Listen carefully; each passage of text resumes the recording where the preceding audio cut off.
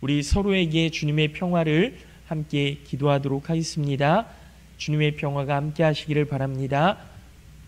아멘. 감사합니다. 하나님 말씀 에베소서 1장 3절부터 14절까지 말씀 보도록 하겠습니다. 신약성경 310쪽 에베소서 1장 3절부터 14절까지 말씀입니다. 에베소서 1장 3절부터 14절까지 말씀 제가 봉독해서 읽도록 하겠습니다.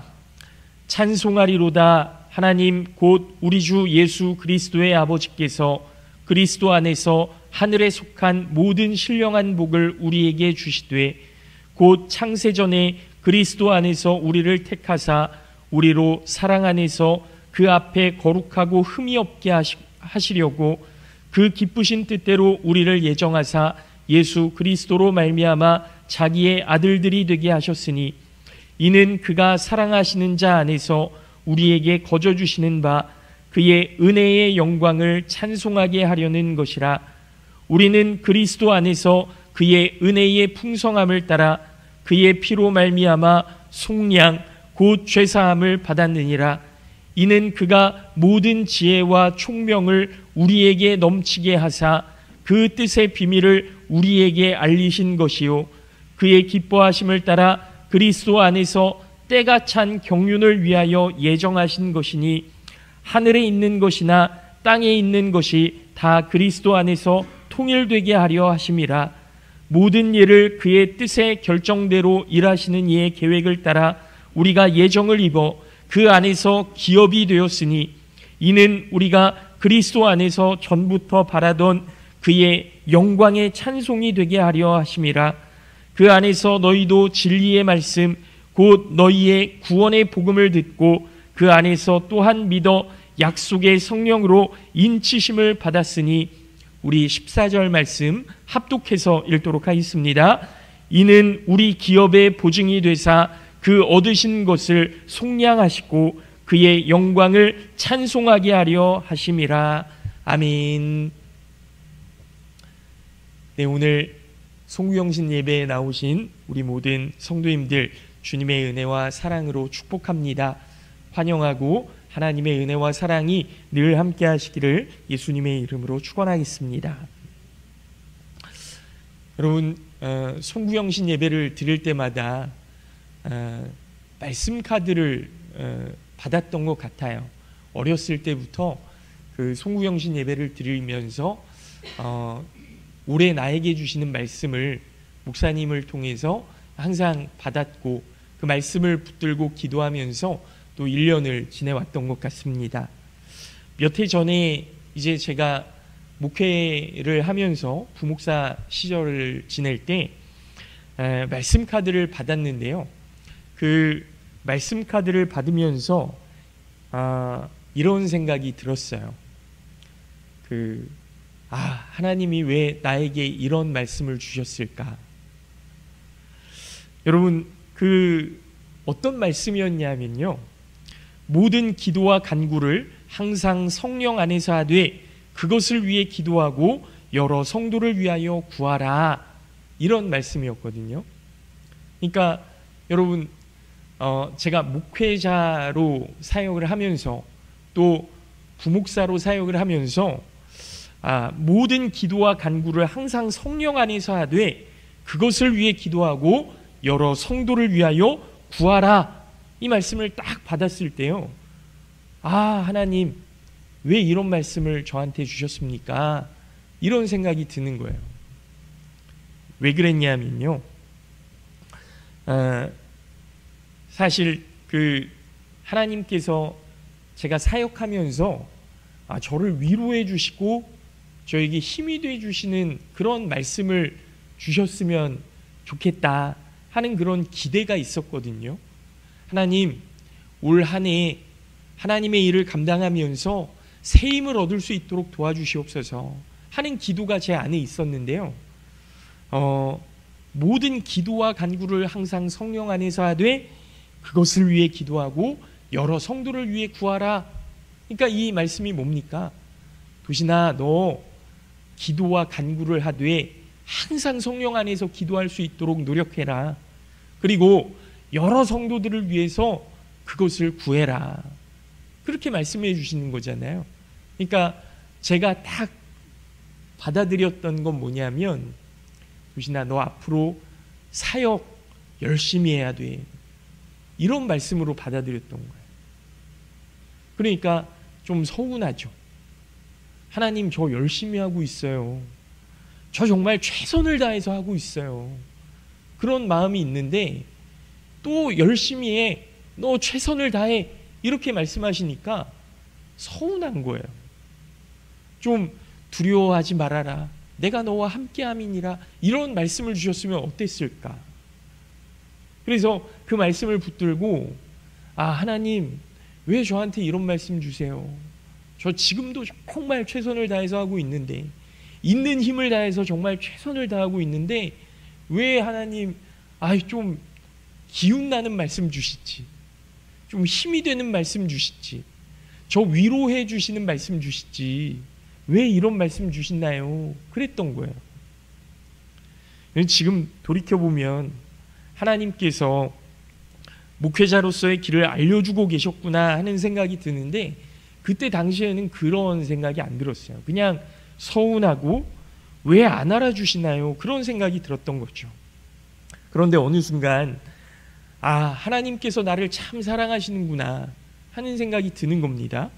그 이유는 제 삶의 자리가 일반 성도의 자리가 아니라 목사의 자리라는 것을 인식하고 나서부터, 여러분, 제가 목사 안수를 받고 목사로 살아오면서 나는 그래도 은혜 받아야 되는 존재, 나는 그래도 하나님께로부터 사랑받아야만 하는 존재, 이렇게 생각을 하고 있었거든요. 목사가 별거 있나? 하나님께 은혜 받고 하나님께 받은 은혜 나누면 되는 거지, 그냥 일반 성도라는 생각으로 제 마음이 그렇게 있었던 것 같아요. 그런데 하나님께서, 도신아, 너 일반 성도 아니야. 목사야. 내가 기름 부어 세운 사람이야. 이렇게 말씀해 주시는 것을 제가 어느 순간 딱 인식하기 시작하면서, 하나님, 제가 성령 안에 있어야 되는군요. 제가 성령 안에서 모든 기도와 간구를 행하고, 그리고 그 모든 간구와 기도가 성도들을 위한 것이어야 되는군요 라는 것을 인식하기 시작하면서 이 말씀이 저에게 감사로 다가오기 시작하는 겁니다. 여러분, 오늘은 하늘에 속한 모든 신령한 복이라는 제목을 가지고 함께 은혜를 나누려고 하는데요. 그런데 우리가 먼저 알아야 할 것이 있어요. 하나님께서 주시는 복은 제가 하나님께 받았던 그 말씀처럼 우리가 바라는 것과는 조금 다를 수 있다라는 거예요.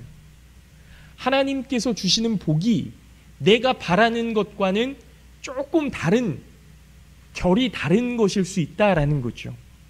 여러분, 부모님이 아이들을 위해서 준비한 선물은 아이들이 원하는 것이 아닐 때가 있어요. 공부 열심히 해라 라는 뜻에서 연필과 공책과 문제집을 부모님이 선물로 줄 수 있죠. 그런데 아이들이 그걸 좋아합니까? 엄마, 왜 나한테 문제집 선물해? 막 이렇게 하지 않겠어요? 이 아이들은 장난감이나 핸드폰이나 뭔가 좀 내가 즐기고 좋아할 수 있을 만한 선물을 원하지만, 부모님들은 그렇지 않을 수 있거든요. 하지만 하나님께서는 우리를 위해 더 좋은 것, 꼭 필요한 것들을 예비하신다는 사실을 기억하시면서 오늘 하늘에 속한 모든 복, 정말 하나님께서 나에게 주시는 복은 무엇일까 곰곰이 생각해 보시고 은혜 받으실 수 있기를 바랍니다. 여러분, 먼저 질문을 드릴게요. 오늘 본문 말씀, 하나님께서 하늘에 속한 모든 신령한 복을 우리에게 주셨다 그렇게 말씀하시는데, 하늘에 속한 복이 우리와 무슨 상관이 있을까요? 또 우리는 하늘에 속해 있지 않고 이 땅에 두 발을 디디면서 살아가는데 어떻게 하늘에 속한 복을 누릴 수 있을까요?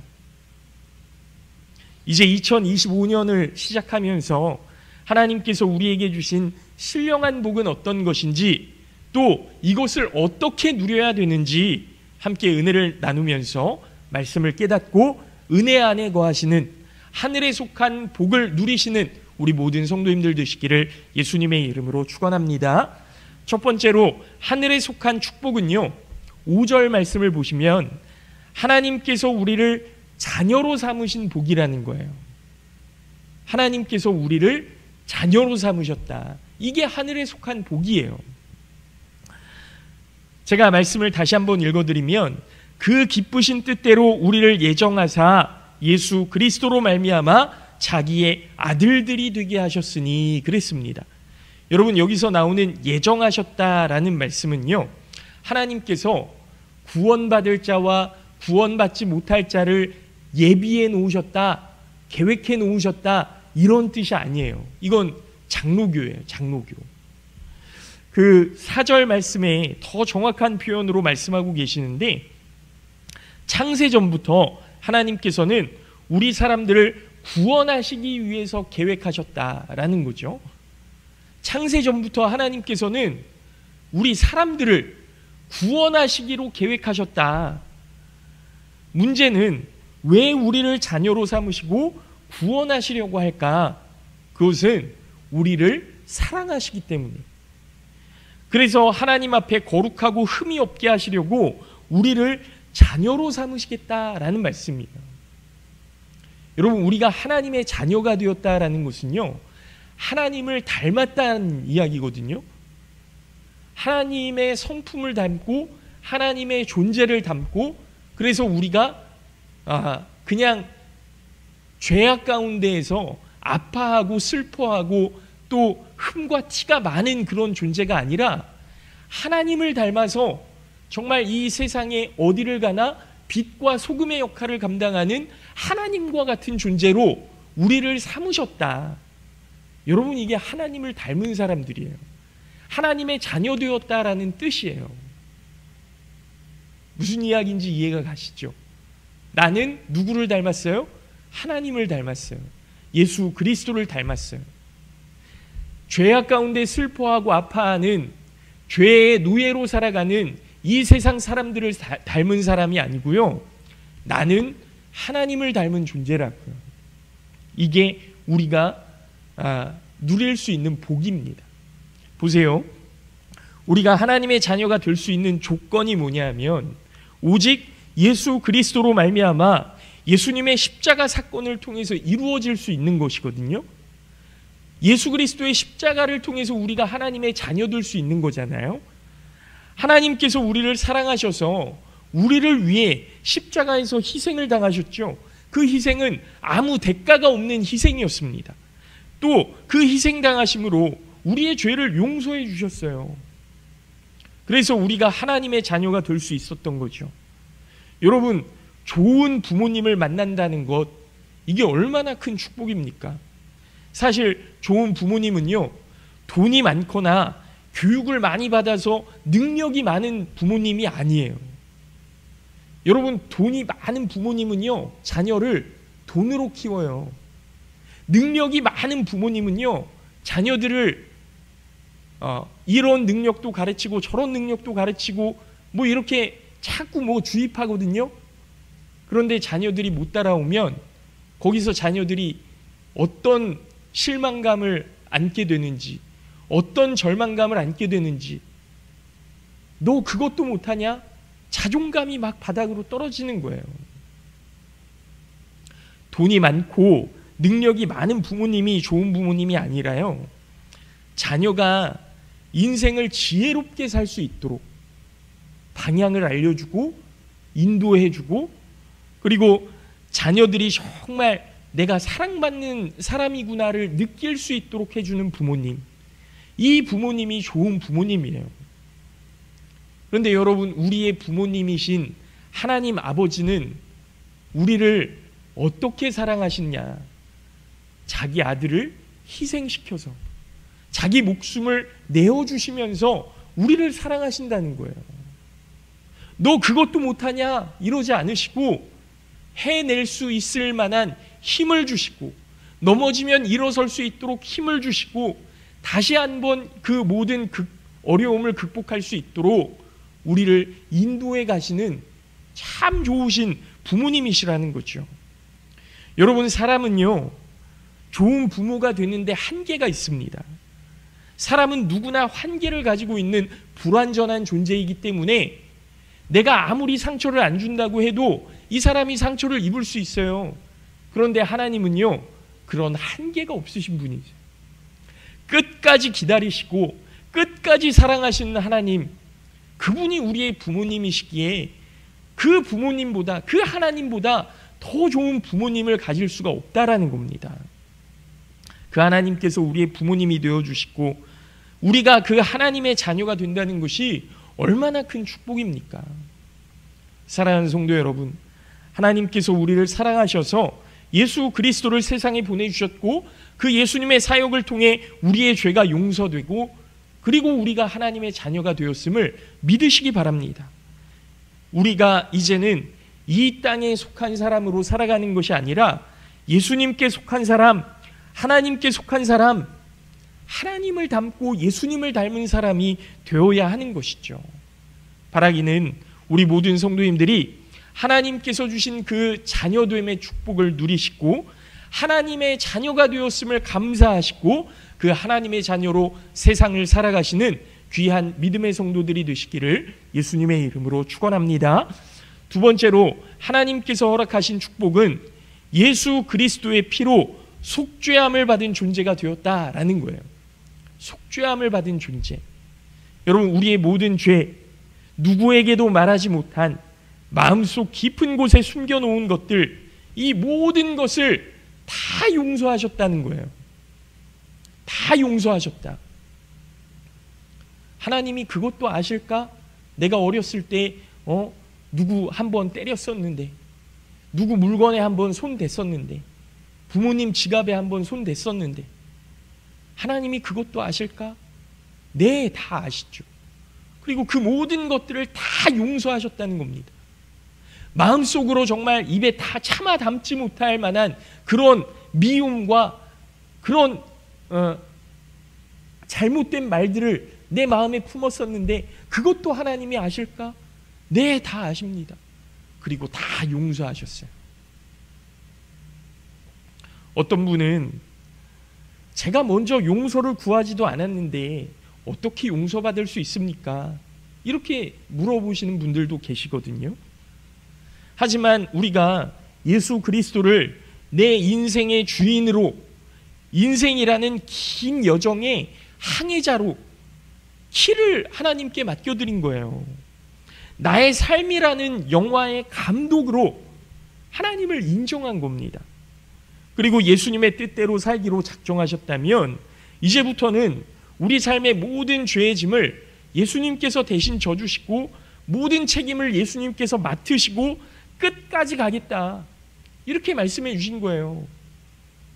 예수님, 저의 삶을 하나님께 맡겨드립니다. 예수님, 제 삶을 하나님께 맡겨드립니다.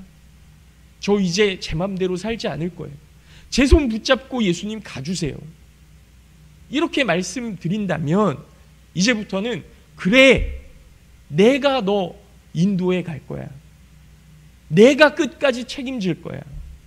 그리고 그 손 붙잡고 우리의 모든 삶의 여정을 예수님이 함께 이끌어 가시는 겁니다. 그래서 이제 예수 그리스도와 더욱 친밀하게 되고 속죄함을 받은 존재로 예수 그리스도를 닮은 인생으로 그렇게 변화되어 가는 거예요. 혹여 이렇게 생각하시는 분이 있을 수 있죠.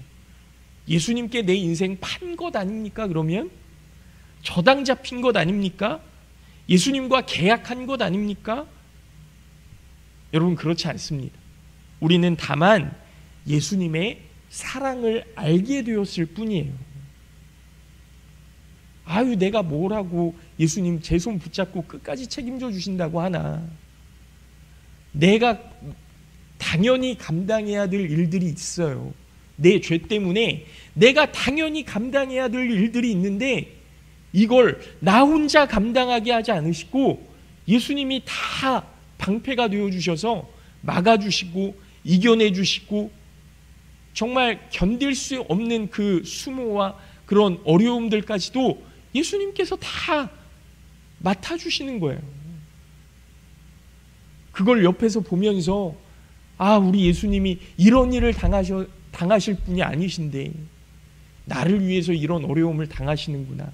그 예수님의 사랑을 경험하게 되는 것 아닙니까? 그것들을 보면서 내 인생 자체가, 내 성품 자체가, 내 성격 자체가 변화되는 거거든요. 여러분, 사랑을 다 해보셨으리라 생각합니다. 사랑을 하면 어떻죠? 그냥 좋아요. 마냥 좋아요.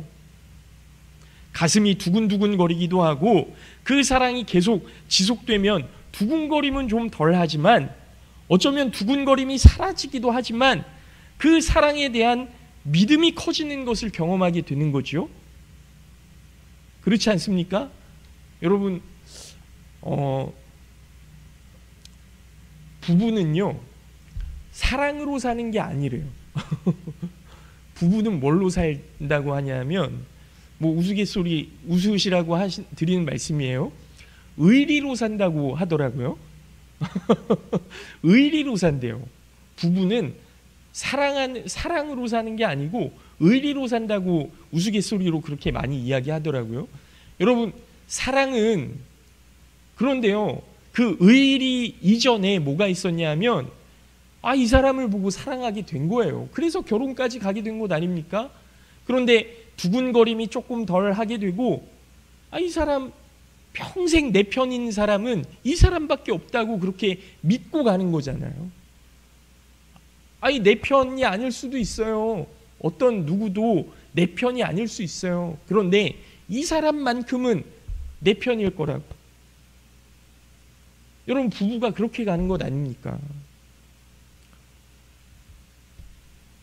사랑하는 사람이 어떤 것을 기뻐할까? 어떤 것을 좋아할까? 고민하고 그 욕구를 채워주기 위해서 행동하게 되는데요. 나중에는 이 사람이 뭘 좋아하는지 다 알아요. 이 사람이 뭘 원하는지 다 알아요. 그냥 눈빛만 봐도 다 통해요. 그러면서 서로 챙겨주고 서로 보듬으면서 그렇게 가는 게 부부 아닙니까? 남편을 위해 밥을 차리게 됐고 아내를 위해 청소와 설거지를 하게 되고 자녀를 사랑하게 되면 소꿉놀이까지 같이 하게 되는 거예요. 이것이 바로 사랑입니다. 평소에 내 모습은 아니지만 그 사랑의 대상을 위해서 내 모습을 버리고 그 사람이 원하는 모습으로 변해가는 과정이 바로 사랑인 거죠. 그것을 우리는 희생이라고 이야기도 하고요. 그것을 우리는 사랑이라고 이야기도 합니다. 예수님과 우리의 관계도 마찬가지죠. 예수님의 사랑을 경험하게 되면 예수님을 닮아가는 거예요. 하나님이 우리를 얼마나 사랑하셨는지 그렇게 하지 않으셔도 되는데 사람이 되셨어요. 그 사랑 때문에 하나님이라는 모습을 버리고 사람이 되셨고 우리가 그 예수님을 바라보면서 사랑하게 돼서 우리가 하나님이 될 수는 없습니다. 그러나 인간이 되신 예수님을 닮으려고 노력하게 되는 거예요. 사랑을 경험하게 되고서. 여러분, 이것이 계약입니까? 이것이 축복받기 위해 내 인생을 담보로 맡긴 겁니까? 아니에요. 만약에 축복받기 위해서 나의 인생을 담보로 맡기고 예수님의 뜻대로 산다면 이미 그 인생 자체가 축복이 아닌 거죠. 그 인생 자체가 지옥일 수밖에 없는 겁니다. 왜냐하면 끌려다니는 거니까요. 그리고 예수님도 그러한 삶을 원하시지 않으세요. 예수 그리스도의 피로, 예수 그리스도의 은혜로 죄의 짐을 내려놓을 수 있는 우리의 인생이 바로 하늘에 속한 두 번째 인생임을 여러분 믿으시기 바랍니다. 마지막으로 성령의 함께하심, 성령의 동행하심이 하늘에 속한 세 번째 복이에요.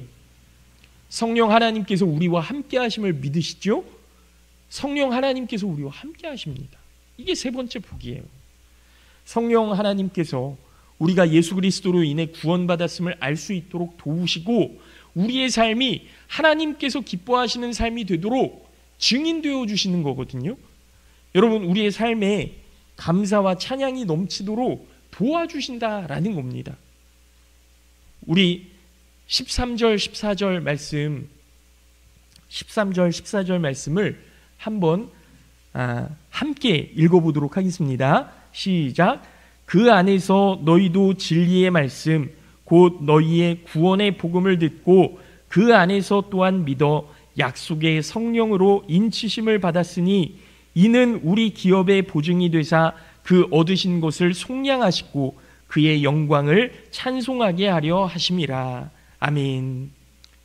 좀 말이 어렵죠? 말이 어려워요.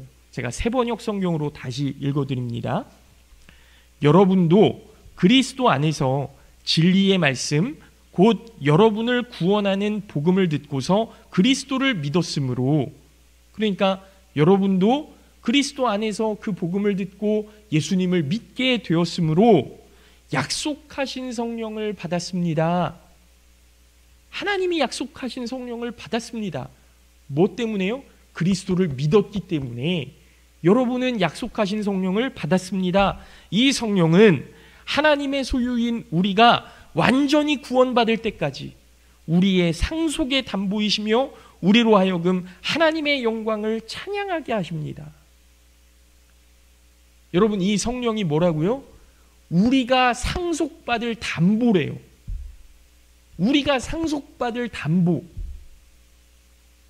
여러분, 하나님의 나라를 우리가 상속받게 되는데 그 약속이 어디에 있는 거냐 물으시면 성령 안에 있다라고 대답하는 거예요. 성령 하나님이 우리의 담보다. 성령 하나님이 우리를 하나님의 나라를 상속받을 수 있도록 도우실 것이고 우리의 보증이 되시고 우리의 담보가 되신다. 그리고 그 성령 하나님은 우리가 하나님의 영광을 찬송할 수 있도록 도우시는 분이시다. 여러분, 우리가 읽은 말씀이 이런 내용이에요. 보세요. 우리가 매주 예수 그리스도의 말씀을 듣죠. 예배에 나와서 말씀을 들어요. 그런데 그 말씀이 믿어지시는 분도 있고 믿어지지 않는 분도 있을 거예요. 교회에 처음 나오시는 분들은, 말씀을 처음 접하는 사람들은 아이 무슨 말도 안 되는 소리지, 그리고 저게 무슨 얘기지, 뭐 이러실 겁니다. 말씀을 보니까 복음을 듣고 그리스도를 믿었다는 것은 성령을 받았다는 거거든요. 우리 마음속에 성령의 도움이 없다면 말씀이 믿어지지 않아요. 여러분, 믿음이라는 것은 내가 믿고 싶다고 해서 믿어지는 것이 아니고 예수님이 우리를 구원하셨다고 하셨을 때 예수님이 우리를 구원했으면 좋겠다고 생각해서 믿어지는 게 아니라는 거예요. 예수님이 우리를 구원하셨습니다. 아, 그래. 예수님이 우리 구원해 주셨으면 좋겠다. 이 정도 수준이 아니라는 거예요. 믿음이라는 것은 내 의지대로 되는 게 아니라는 겁니다. 그렇기 때문에 예수님이 부활하셨을 때 믿지 못하던 제자들에게 예수님께서는 보지 않고도 믿는 자들은 복되다, 이렇게까지 말씀해 주신 거예요. 너희들 보았는데도 믿지 못하니 보지 않고 믿는 자들은 정말 얼마나 복된 사람들이냐. 그러면서 예수님의 손과 옆구리에 손가락을 넣어보라고 말씀하시죠. 그리고 믿음 없는 자가 되지 말고 믿는 자가 되어라. 근데 여러분, 우리는 어떻습니까? 예수님 보셨나요? 못 봤어요.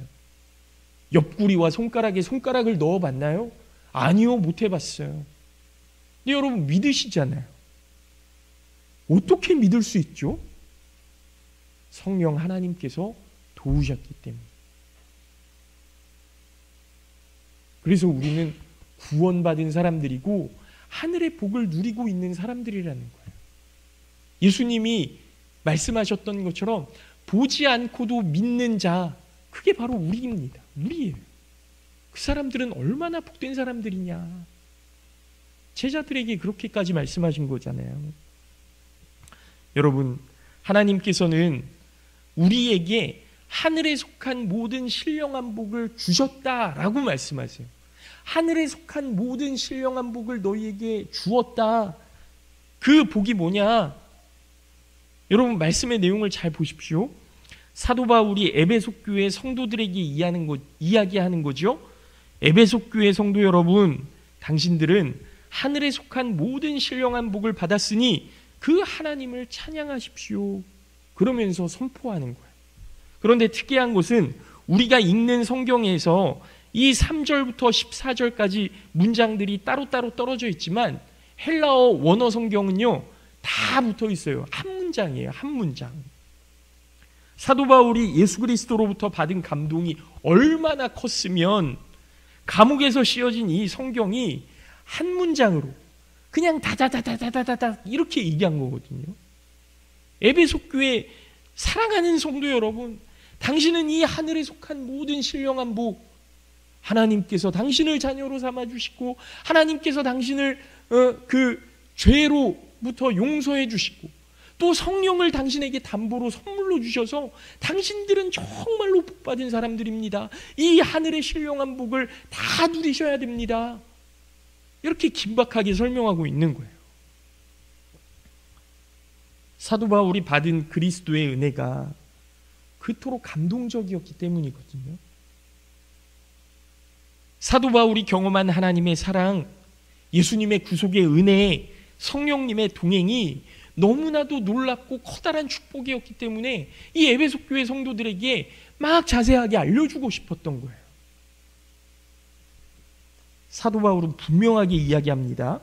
하나님께서 우리에게 주신 하늘의 축복은 하나님께서 우리를 자녀로 삼으시려 예수님을 보내주신 것과 예수님을 통해 우리의 죄가 모두 용서받게 된 것, 그리고 성령을 선물로 보내주셔서 이 복음을 믿게 하신 것, 이것이 하늘에 속한 모든 신령한 복이다.